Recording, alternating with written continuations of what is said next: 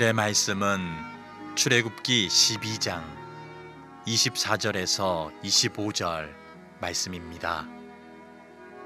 너희는 이 일을 규례로 삼아 너희와 너희 자손이 영원히 지킬 것이니 너희는 여호와께서 허락하신 대로 너희에게 주시는 땅에 이를 때에 이 예식을 지킬 것이라. 아멘. 우리가 흔히 말하는 명문가라고 하는 것은 한 시대, 그 시대만 잘 사는 사람을 명문가라고 하지 않습니다. 자기 시대를 넘어서 대를 이어서 사람들에게 인정받고 사는 집안을 보통 우리는 명문가 집안이다 이렇게 얘기를 합니다. 2018년도에 나온 책 가훈이 명문가를 만든다라는 책에 보면 그 명문가를 이룬 집안들을 보면 가훈을 주목해 볼 필요가 있다.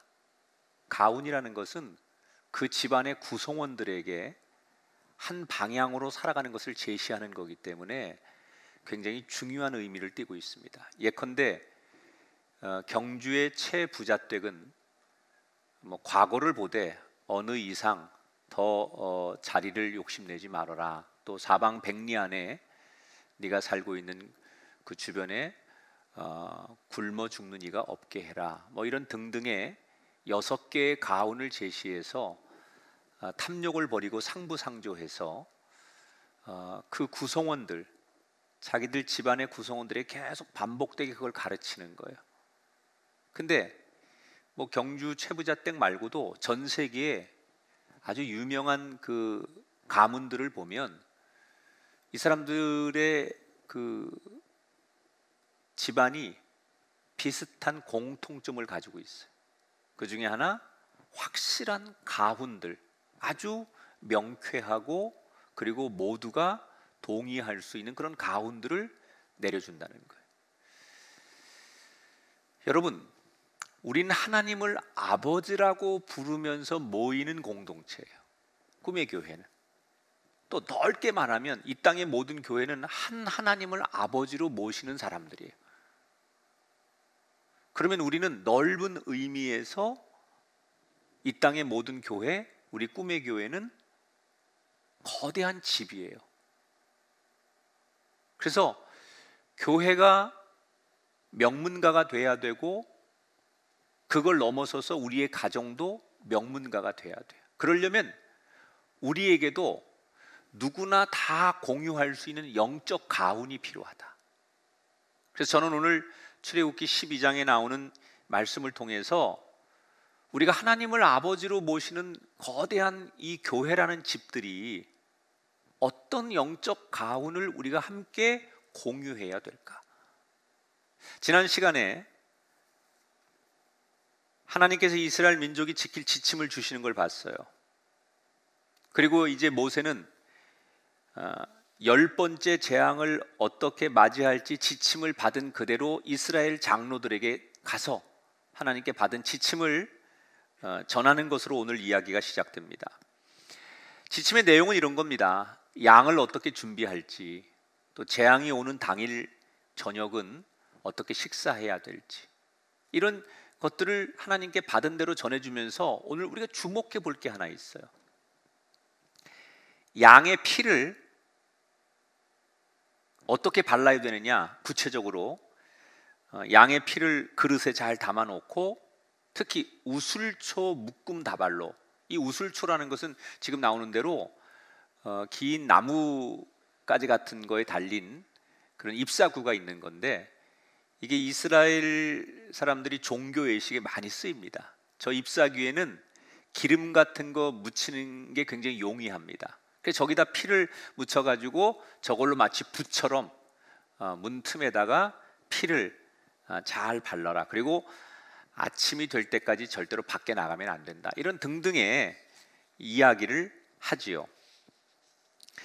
그리고 이 약속을 하나님이 주신 지침을 지키는 사람에게 23절에 보니까 여호와께서 애굽 사람에게 재앙을 내리려고 지나가실 때 문의 피를 보시면 멸하는 자에게 너희를 치지 못하게 하실 것임이니라. 왜 이런 지침을 준다고요? 하나님께서 죽음의 사자를 보내서 이집트 땅에 초태생, 처음 태어난 모든 생명을 다 죽이려고 할 때 이 피가 발라져 있는 집안은 건너뛰게 하시겠다, 그거예요.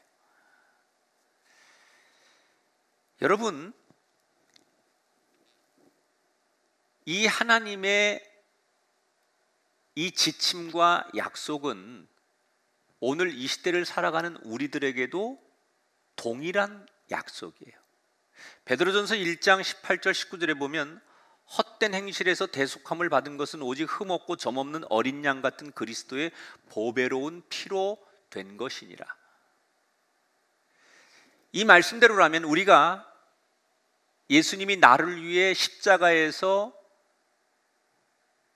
죽음의 구원의 피를 흘리신 것을 내가 믿기만 하면, 그 예수님이 2000년 전에 우리를 위해서 피 흘려 죽으신 것을 내가 믿음으로, 그 예수님의 피를 믿음으로 바르기만 하면 하나님이 나의 아버지가 되셔서 재앙과 심판에서 우리를 구원하겠다고 약속하시는 거예요.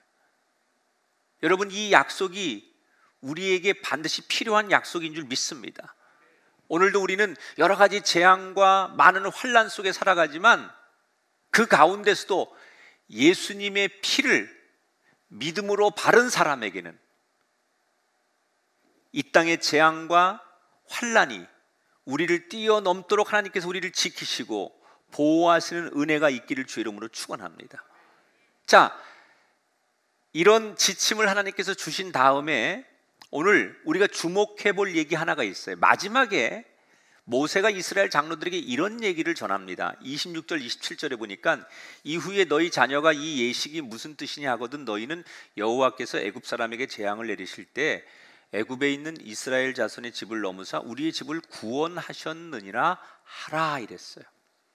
이 마지막 당부는 어떤 당부냐면 이 재앙이 있는 날 뭘 어떻게 해라 라고 하는 얘기가 아니라 재앙이 다 지나간 다음에 그 다음에 있을 것에 대한 것들을 부탁하는 거예요.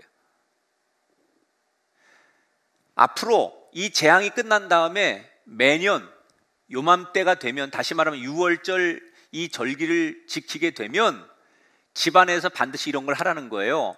자녀들이 부모들한테 그날 어떤 일이 있었어요? 라고 물으면 부모들이 그날에 있었던 사건을 자녀들에게 설명해 주라는 거예요. 자, 여러분, 이 이야기가 어떻게 들리십니까? 지금 이스라엘 백성들은 대재앙을 피하기 위해서 6월절을 준비하기 위해서 바쁩니다. 곧 이제 이집트 땅에 들어닥칠 이 재앙을 피하기 위해서 준비하기도 바쁜 거예요. 어린 양도 골라야 되고 식사도 준비해야 되고 이삿짐도 싸야 되고 떠날 준비도 해야 되고 애들도 챙겨야 되고 지금 할 일이 태산 같아요. 그런데 하나님이 뭐라고요? 이 일이 있은 다음에 앞으로 이런 일들을 해야 된다고 미리 당부를 하고 계세요. 그러니까 이스라엘 백성들이 잘못 오해하면 지금 오늘 당장 필요한 게 아니라 앞으로 있을 일을 당부하는 거니까 지금 당장은 사족과 같은 이야기로 들릴 수 있는 거예요. 그런데 왜 하나님은 재앙이 있은 다음에 일어날 일을 미리 당부하시는 걸까? 특별히 원칙이 있어요. 자녀들이 어른들에게, 부모들에게 묻고 그 물음에 대답을 하라는 거예요. 여러분, 여기에 하나님을 아버지라고 부르는 하나님의 집, 교회들이 가져야 될 영적 가훈이 들어있는 거예요. 그게 뭐냐? 우리가 하나님께 사랑을 입고 은혜를 받았으면 그것을 언제나 기억하는 사람이 되라는 거예요. 영적 가훈 중에 제일 중요한 게 뭐냐? 하나님의 사랑을, 하나님의 은혜를 기억하는 거예요. 여러분, 아이들이 묻고 어른들이 대답한다는 것은 어떤 효과가 있는 거냐면, 일단 아이들에게 그날의 의미를 가르치는 건 기본이고요. 더 중요한 게 있어요. 대답해야 될 어른들이 질문을 받고 그 6월절 날 어떤 일이 있었는지를 대답하게 되면 어른들은 그날을 절대 잊을 수가 없는 거예요. 잊고 싶어도 잊을 수가 없는 거예요. 그러니까 그날에 자녀들이 묻거든 너희들이 대답하라 라는 이 하나님의 당부는 결국 어떤 것을 이스라엘 백성들에게 당부하는 거냐면, 아이들에게 가르치면서 너희들도 받은 은혜를 절대로 망각하지 말라는 얘기예요. 그래서 지금도 유대인들은 6월절이 되면 온 집안에 다 사람들이 모여요, 가족들이. 그래서 아이들이 이렇게 그 6월절이 뭐예요? 6월절에 어떤 일이 있었어요? 이렇게 물으면 그 집안의 최고 어른이 그 6월절에 있었던 이야기를 상세하게 아이들에게 얘기해 주는 거예요. 그렇게 해서 수천 년이 지난 하나님이 베푸신 6월절의 역사적인 의미를 이 유대인들은 절대로 잊지 않고, 하나님이 우리를 구원해 주셨다, 한낱 노예에 불과하고 버림받고 사람 대접받지 못하던 우리들을 하나님께서 이렇게 구원해 주셔서 오늘 우리가 이렇게 살게 되는 것이다 라는 것을 수천 년이 지나서도 이스라엘 민족은 잊지 않게 되는 거예요. 여러분, 우리의 가정에 또는 이 땅의 교회가 제일 중요하게 여겨야 될 게 뭐냐? 우리가 받은 하나님의 은혜, 사랑을 잊지 않는 거예요. 우리가 무슨 자격이 있어서 지금 교인이 됐습니까? 우리가 무슨 대단한 공로가 있어서 구원받았습니까? 우리는 다 하나님 앞에 죽어 마땅할 죄인들이고 용서받지 못할 사람들이었습니다. 그러나 하나님의 은총으로 우리가 구원받았어요. 그렇다면 우리에게 오늘 중요한 것은 기도 많이 하고 성경 많이 보고 예배 빠지지 않는 것도 중요하지만, 더 중요한 것은 내가 받은 은혜를 잊지 않고 신앙생활하는 거예요. 여러분, 아무리 기도 많이 하고 성경 많이 보고 헌금 많이 해도 하나님이 주신 은혜를 잊어버린 채 교만한 마음으로 예배하고 봉사하고 헌금한다면 그게 무슨 소용이 있겠냐는 거예요. 하나님이 주신 은혜를 잊지 않는 것. 우리가 바쁜 일상에 살다 보면 세상 말로 너무 먹고 살기 바쁘고 세상에 치이다 보면 우리가 하나님 앞에 받은 은혜를 기억하기가 쉽지 않아요. 그러나 우리가 정말 영적으로 위대한 가문을, 아니 하나님을 아버지라고 여기는 교회가 자손 대대로 사람들에게 인정받는 교회가 되려면 무슨 일이 있어도 우리가 지난날 받았던 하나님의 은혜를 다시 기억하고 그것을 떠올리고 그것을 정리할 필요가 있다는 거예요. 그리고 그걸 자꾸 나눠야 돼. 그게 필요한 게 간증이에요.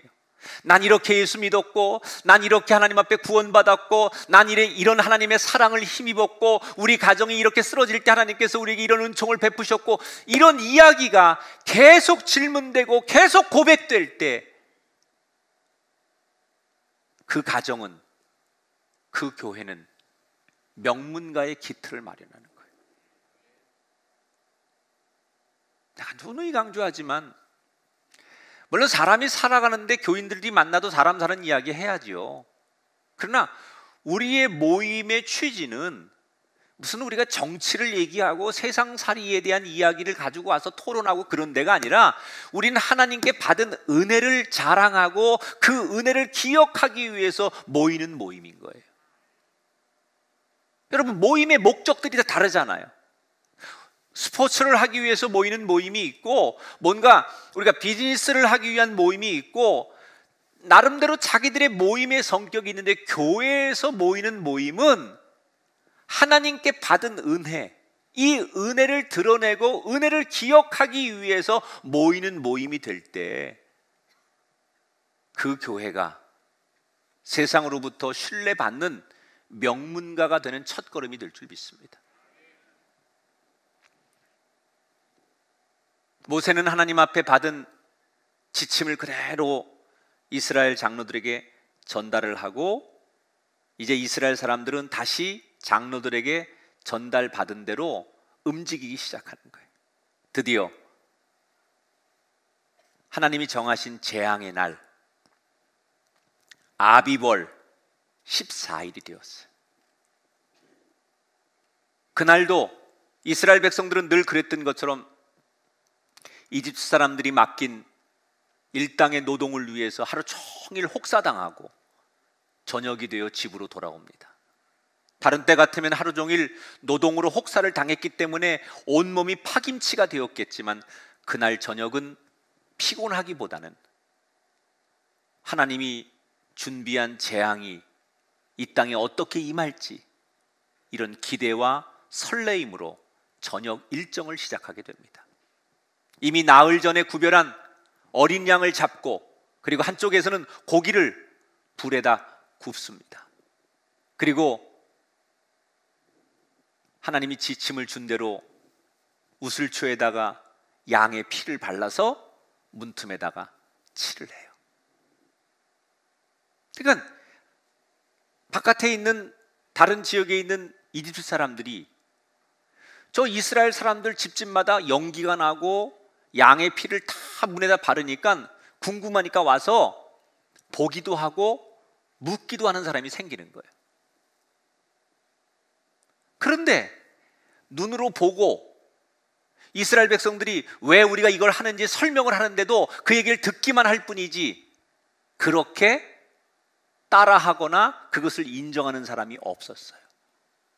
결국 그날 이스라엘 백성들이 그렇게 문틈에다 피를 바르고 고기를 굽고 이런 모습을 다 봤지만 그들은 보고 듣는 것으로 그쳤기 때문에 구원의 기회를 놓치게 되는 거예요.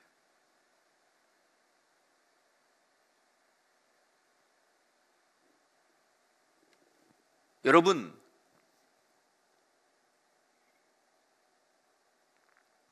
당시 6월절 당시에 이집트 땅에는 하나님의 어린 양의 피를 바른 문과 세상에 자기들의 이름을 자랑하는 세상적인 문 두 개 문밖에 없었어요. 어느 것을 선택하느냐, 이 둘 중에 하나가 죽음의 사자로부터 지킴받고 구원받느냐 아니면 재앙이 임하느냐였어요. 모든 준비가 끝나고 가족들이 숨을 죽이고 문을 닫고 집에 모입니다. 그리고 며칠 전부터 그 챙긴 짐을 어깨에 메고 하나님께서 지침 주신 대로 식사를 합니다. 한밤중이 되었는데 갑자기 어디선가 등골을 오싹하게 하는 바람소리가 바깥에서 들려오기 시작합니다. 그러나 궁금하지만 누구도 문을 열고 밖에 나갈 수 없으니 모두 다 긴장하고 숨을 죽이고 집안에 숨어 있는 거예요. 그런데 잠시 뒤 여기저기서 집집마다 통곡 소리가 들리기 시작합니다. 어머니들의 안 돼 아들아 제발 눈 좀 떠봐, 아버지들의 굵은 목소리로 딸아 제발 눈 좀 떠봐 이러는 굵은 목소리, 절규의 목소리, 통곡의 목소리가 한 집, 두 집 들리기 시작하더니 골목을 넘어 온 나라 전체에 자식들을 잃은 부모와 가족들의 통곡 소리가 들리기 시작합니다. 이미 하나님이 예고한 대로 마디가, 첫째가 죽는 재앙이 시작됩니다. 이 통곡 소리에 이스라엘 백성들이 숨을 죽여 잠시 긴장하긴 하지만 그들은 걱정할 염려가 없었어요. 왜? 하나님이 약속한 대로 어린 양의 피를 문틀에다가 묻히고 칠한 집은 영어로 패스오버,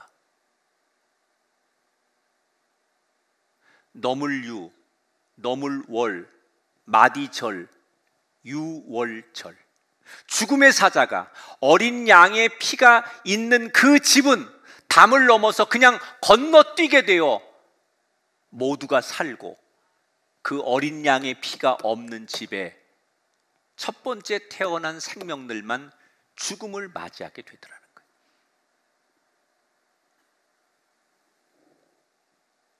여러분, 이 재앙은 이집트의 상징인 왕궁의 파라오 왕도 예외가 아니었습니다. 이 왕은 첫째 아들의 죽음을 예감합니다. 그래서 가능한 자기가 동원할 수 있는 군인들, 마술사, 우상들 모든 걸 동원해서 자기 아들을 지키려고 준비를 합니다. 여러분, 이집트의 왕은 천하를 호령합니다. 모든 걸 자기 뜻대로 할 수 있습니다. 그래서 자기 첫째 아들을 지키려고 왕은 만반의 준비를 다 합니다. 그러나 아무리 인간이 만반의 준비를 다 하고 세상 것 모든 것이 다 동원돼도 죽음의 재앙을 피할 수 없더라는 거예요. 죽어버린 첫째 아들의 시신을 넋놓고 바라보던 이 파라오 왕이 눈에 초점을 잃고 드디어 모세와 아론을 만나 다 포기한 듯 손을 휘휘 저으며 떠나거라. 양이든 염소든 다 가지고 제발 이 땅을 떠나다오. 드디어 10번째 재앙이 돼서 파라오 왕의 입에서 자존심을 접고 항복을 선언하게 돼.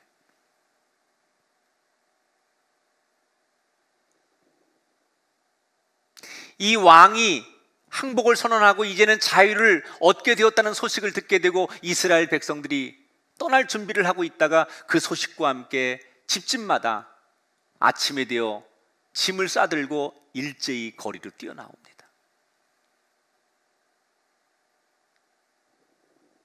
여기서 놀라운 사실은 하나님이 너희들이 출애굽을 할 때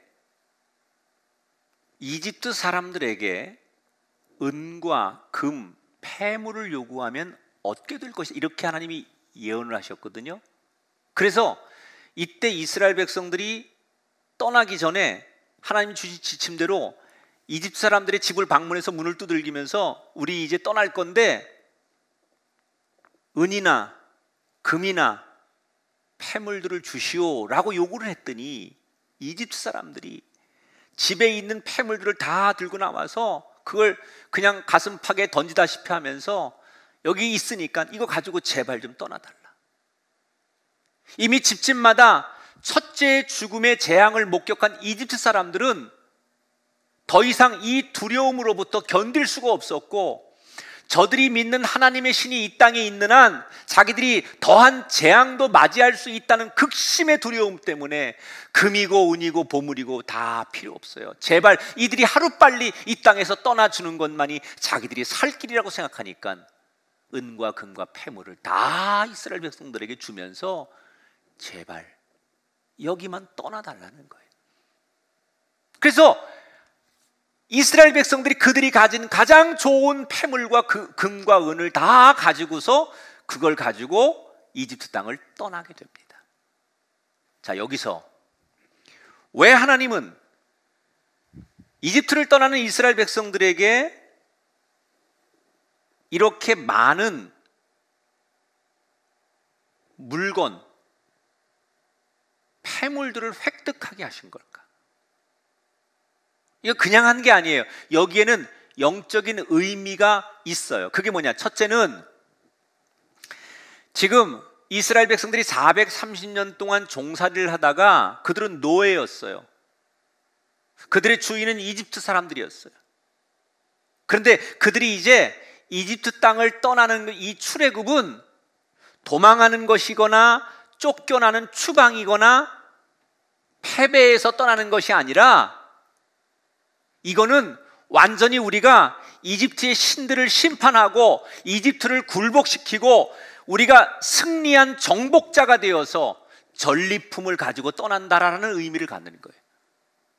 고대 사람들은 전쟁을 하면, 전쟁에서 이기면 이긴 사람들은 이긴 대가로 진 사람들의 모든 귀한 것을 가져갈 수 있는, 전리품을 얻을 수 있는 기회가 주어지는 거예요. 다시 말하면 지금 이들은 430년 동안 노예로 종살이를 했지만 이들이 도망가거나 패배자로서 떠나는 게 아니라 당당히 승리하고 하나님이 이기게 하셔서 승리자로서 이 자리를 떠나가게 된다는 것을 하나님께서 조명해 주시는 거예요. 두 번째, 400년 노예 생활의 억울함을 정당한 값으로 보상받게 하시는 거예요. 누구보다 열심히 일하고 피나도록 일했지만 그들에게 돌아오는 것은 겨우 먹고 사는 거, 양식 정도, 그것도 개, 돼지 취급하면서 400년을 종살이했어요. 노력한 만큼의 대가를 받지 못했어요. 그래서 하나님께서 보응하시는 거예요. 너희들이 그동안 노력한 대가를 정당하게 지불받아라. 세 번째, 어떤 의미가 있느냐? 이제 출애굽을 하게 되면 뒤에 가보면 광야에서 하나님께서 성막을 짓게 하세요. 그때 하나님을 위해서 제사를 드리기 위해 성막을 지어야 할 때 많은 은과 금과 폐물이 필요할 때 이스라엘 사람들이 이집트 사람들에게 가지고 나왔던 엄청난 양을 하나님의 성막을 짓는데, 제사를 드리는데 내놓는 것을 보게 돼요. 그러니까 결국 그것은 이스라엘 사람들 잘 먹고 잘 살기 위한 용이 아니라 하나님을 예배하기 위해서 준비하는 과정으로 이 은과 금과 폐물을 준비시켰다는 거예요. 여러분, 지금 이 통쾌한 이야기를 들으면서 이스라엘 백성들이 어떻게 천하의 이집트 파라오 왕을 이길 수 있었습니까? 그들이 어느 날 갑자기 힘이 생기고 군사력이 생기고 능력이 생겨서가 아닙니다. 그들을 부르신 하나님이 그들 대신 싸워 이겨주셨기 때문에 그들이 이기는 거예요. 오늘 우리는 우리 힘으로 이 험한 세상을 이길 수 없어요.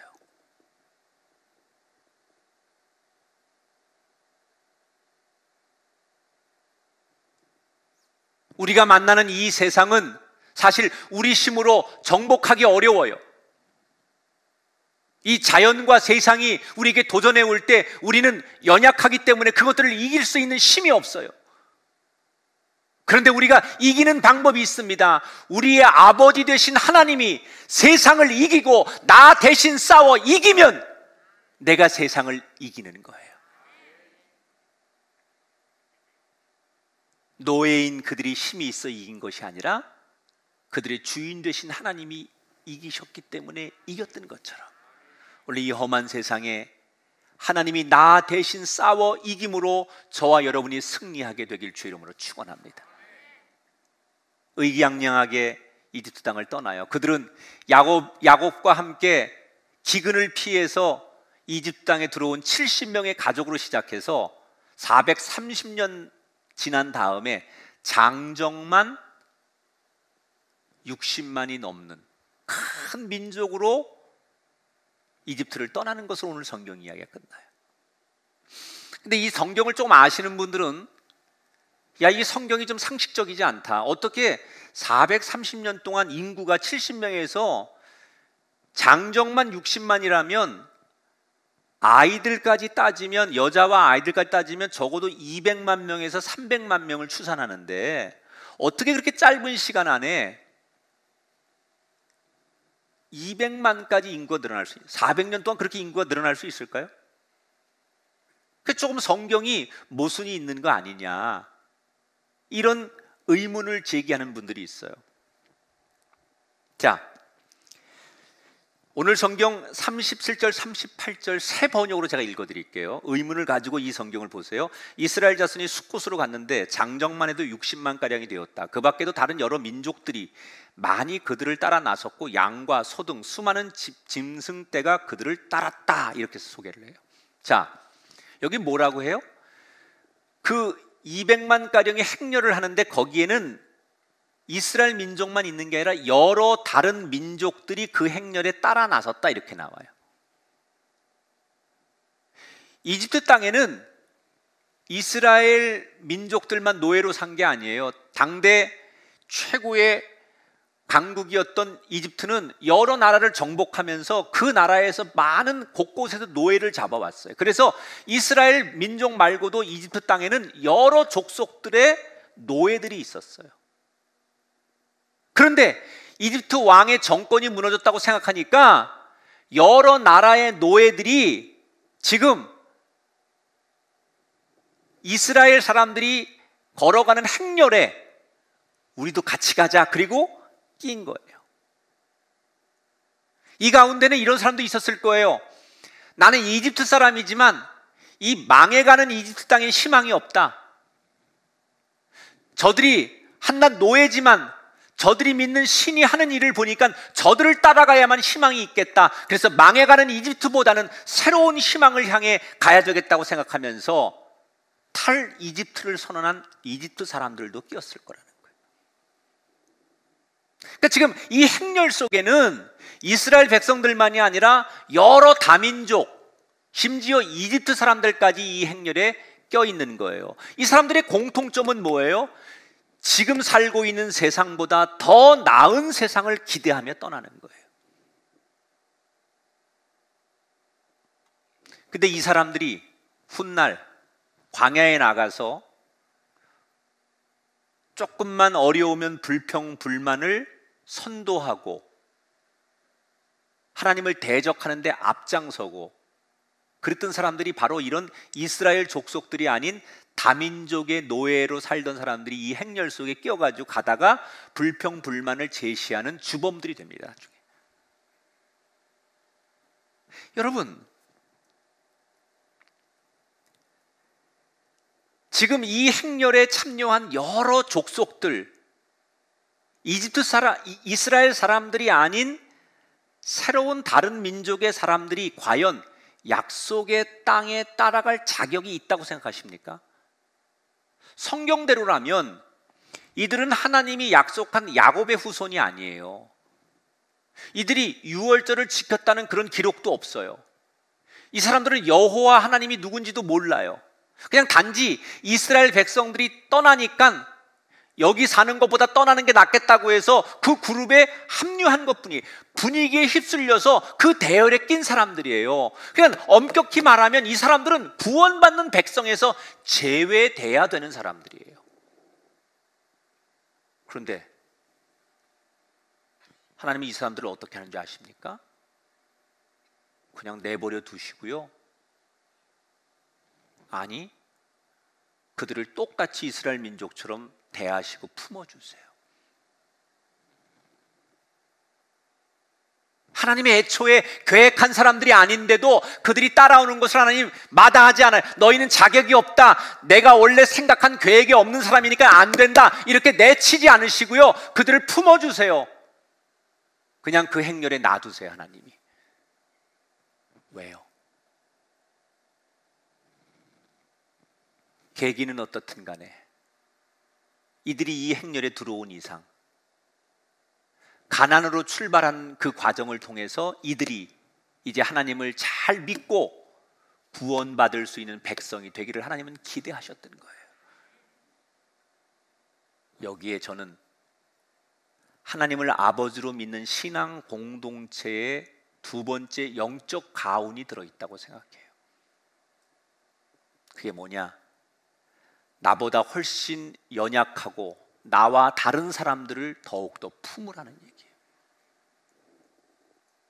우리가 아무리 예수를 잘 믿어도요, 우리도 인간이기 때문에 내 주변에는 때때로 나와 다른 생각을 가진 사람, 내 기준으로 보면 이해가 되지 않는 사람들을 만날 수밖에 없어요.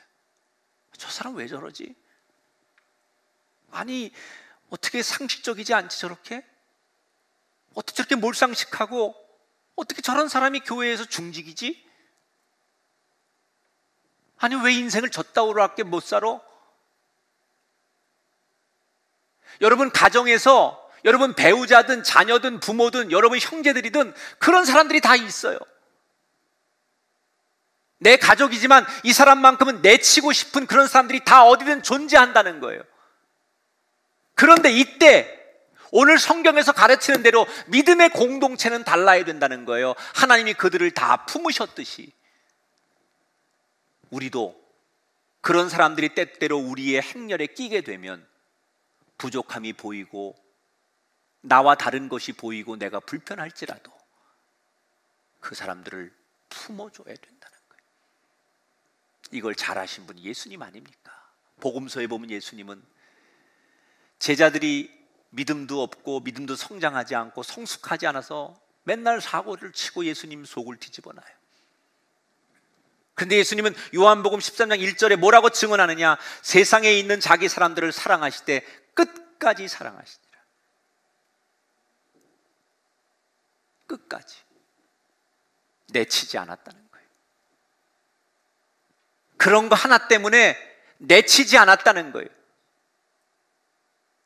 끝까지 가르치고 격려하고 교훈해서 변화할 때까지. 그래서 이 제자들이 마지막엔 초대교회를 이룰 때는 다 변화되잖아요. 내치지 않았기 때문에, 예수님의 사랑이 그들을 내버리지 않았기 때문에, 모른다 하지 않았기 때문에, 자격을 따지지 않았기 때문에 그들이 결국 마지막에는 초대교회, 예수님 목표대로 변화되어 위대한 사람들이 됐던 거 아닙니까? 그게 하나님 아버지의 마음이라는 거예요. 저와 여러분이 오늘 하나님을 나의 아버지라고 부른다면 오늘 우리는 두 가지를 기억해야 돼요. 하나님께 받은 은혜를 기억하세요. 그리고 은혜를 받은 사람으로서 나 같은 사람도 하나님 앞에 용서받고 은혜 받았는데 내 눈에 보기에 마음에 안 들고 좀 부족한 사람일지라도 그 사람을 내가 용서받았듯이 은혜 받은 사람답게 품어주는 공동체, 이게 돼야만 신뢰도가, 한국교회가 21%까지 추락했다는데, 교인들만 겨우 한국교회를 신뢰한다는 얘기 아닙니까? 이 통계는. 이걸 다시 회복해야 돼요. 뭘 가지고 하겠어요? 우리부터 하나님께 받은 은혜를 기억하는 죄인된 마음으로 더 낮고 연약한 사람을 품는 사람이 되려고 할 때, 사람들은 우리 교회를, 우리 가정을 대를 이어 인정하는 명문가로 소개하게 될 줄 믿습니다. 많은 것들을 이루어야겠지만 하나님이 원하시는 영적 가운 두 가지, 받은 은혜를 기억해라. 나보다 연약한 사람을 은혜로 품는 자가 되어라. 이 가운을 끌어안으시고 함께 우리 모두가 이 가운을 지키며 살아갈 때 교회가 신뢰를 회복하고 여러분의 가정이 예수 믿는 사람들이 모인 가정이라는 신뢰를 회복하는 은혜가 여러분의 삶에 펼쳐지게 되길 바라면서 여러분 인생의 모두가 영적 명문가가 되시기를 주님의 이름으로 축원합니다.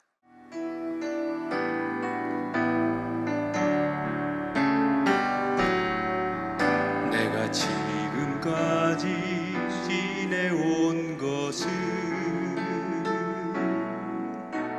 주의 은혜라, 주의 은혜라. 지금까지 지내온 것은, 내가 하나님의 자녀 된 것은, 내가 하나님의 자녀 된 것은 주의 은혜라, 주의 은혜라. 하나님의 자녀 된 것은 주의 은혜라, 주의 은혜라, 주의 은혜라. 하나님의 자녀 된 것은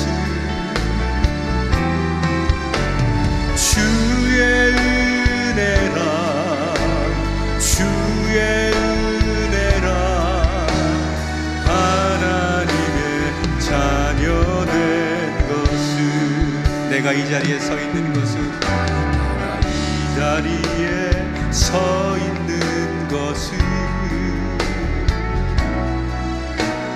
주의 은혜라 주의 은혜라 이 자리에 서 있는 것은 주의 은혜라 주의 은혜라 주의 은혜라 이 자리에 서 있는 것은 주의 은혜라 주의 은혜라 주의 은혜라 이 자리에 서 있는 우리 외칩시다 주의 은혜라 주의 은혜라 주의 은혜라 지금까지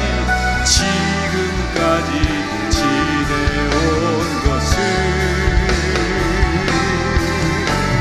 주의 은혜라 주의 은혜라 지금까지 지내온 것은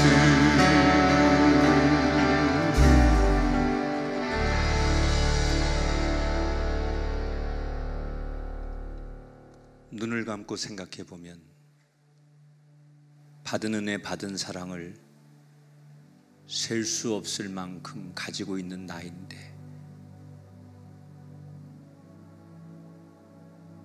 늘 불평과 불만과 부정한 시각으로 세상을 바라보는 나를 용서해 주시옵소서. 하늘을 두루마리 삼고 바다를 먹물 삼아도 내가 하나님께 받은 은혜를 다 기록할 수 없을 만큼 많을진데 당장 한 가지 불편한 것으로 원망했던 우리의 입술을 용서하여 주옵소서. 우리 교회와 이 땅의 교회들이 그리고 우리의 가정들이 받은 은혜만 기억해도 우리가 살아가기에 세상에 손가락질 받지 않는 사람이 될 줄 믿습니다. 받은 은혜, 받은 사랑 기억하며 나눌 줄 아는 위대한 전통과 가운을 갖게 하여 주옵소서. 특별히 우리 가정과 이 땅의 교회들이 세상에 더 낮고 힘없는 사람을 향하여 다가가게 하시고 그들이 더불어 살아가는 우리의 행렬 속에 버려지지 않도록 배려와 나눔과 섬김이 있는 그런 교회들, 그런 가정들로 살게 하셔서 하나님이 나 대신 싸워 이겨주고 우리 가정과 교회를 지키시는 은혜가 이스라엘 백성들에게 임했던 것처럼 임하게 하여 주옵소서.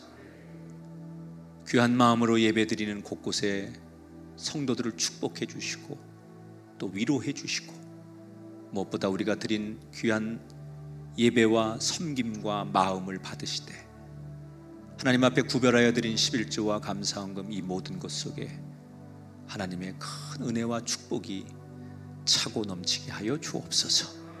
이제는 우리 주 예수 그리스도의 은혜와 하나님 아버지의 극진하신 사랑하심과 성령님의 감동 역사하심이 오늘 예배하는 우리 가운데 영원토록 함께 하기를 간절히 축원하옵나이다.